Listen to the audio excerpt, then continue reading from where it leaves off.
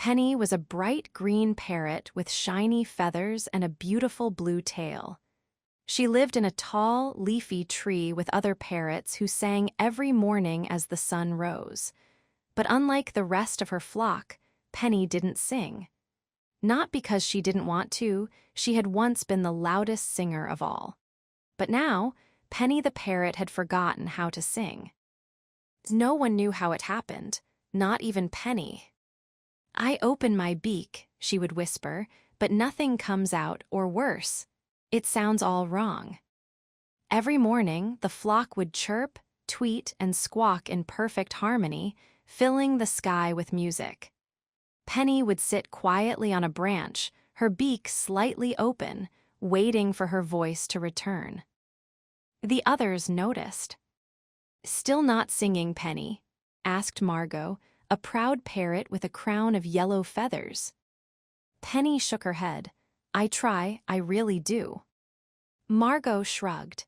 "Maybe you're just not a singer anymore." Penny's feathers drooped. She flew to a lower branch away from the crowd. That night, Penny couldn't sleep. The stars above twinkled like tiny lanterns.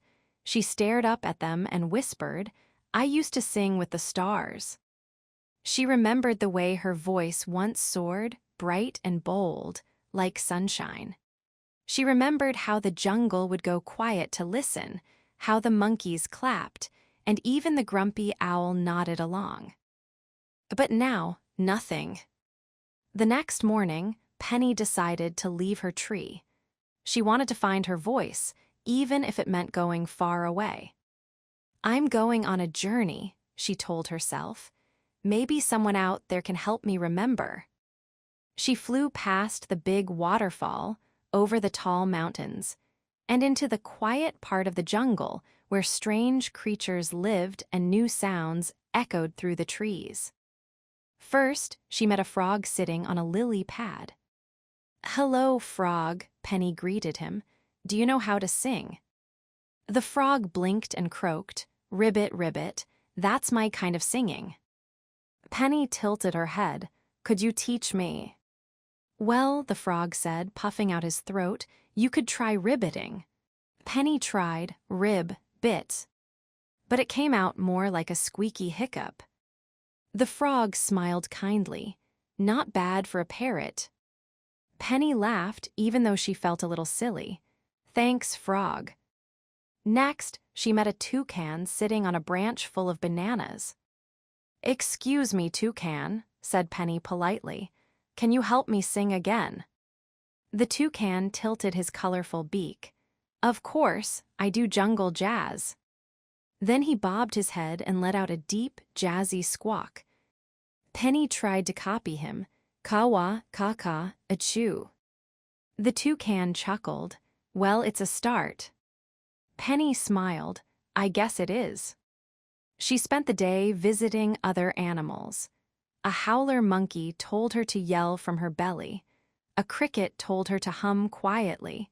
Even a snake hissed her a soft melody.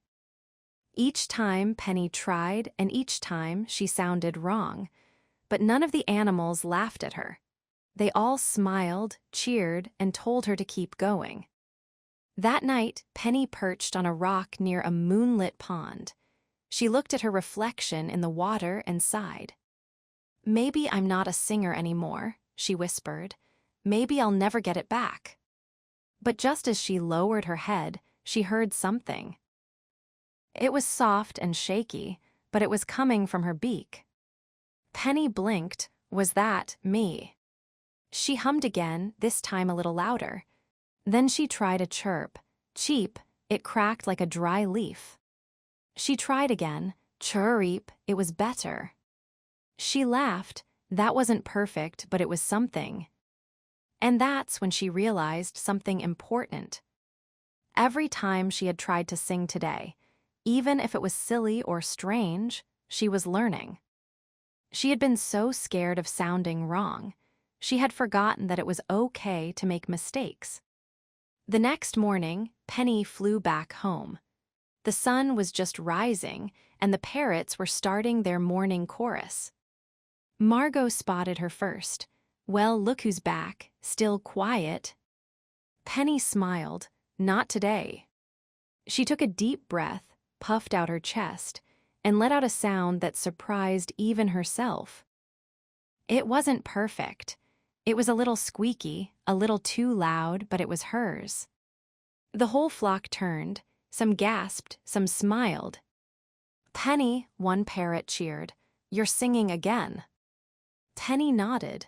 "I'm trying, and I'm okay with not being perfect." Even Margot looked impressed. "Well, it's good to hear your voice again." Penny joined the chorus. Her notes danced between the others, sometimes too high, sometimes too low, but she didn't stop.